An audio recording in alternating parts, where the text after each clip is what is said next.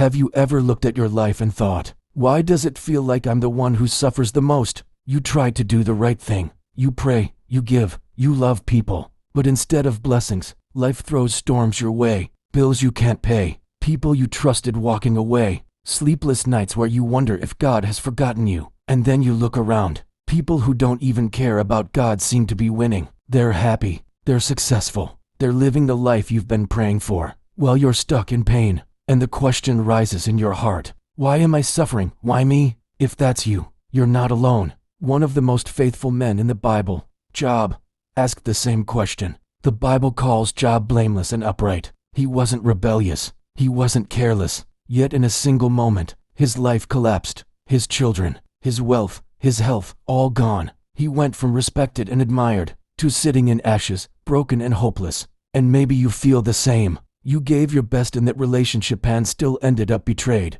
You worked hard at your job and they replaced you without warning. You trusted people with your heart and they shattered it. Like Job, you cry out, God, what did I do wrong? Why is this happening to me? And sometimes, the silence feels even heavier than the suffering. Some common questions believers asked are, what does it mean to live well? Why do good people sometimes suffer? Why does life feel unfair? Proverbs tells us that if you live wisely and honor God, life generally goes well. But Ecclesiastes reminds us that life can still feel confusing, unfair, and fragile. And then Job shows us the raw, painful side of that truth, that sometimes the righteous suffer for no clear reason at all. When Job begged for answers, God didn't explain the why. Instead, he pointed Job back to his wisdom. He reminded him of how great he is, how he created the stars, the seas and everything, both heavens and earth and under earth. God's message was simple but profound. Job, you see only a piece of the picture, but I see it all.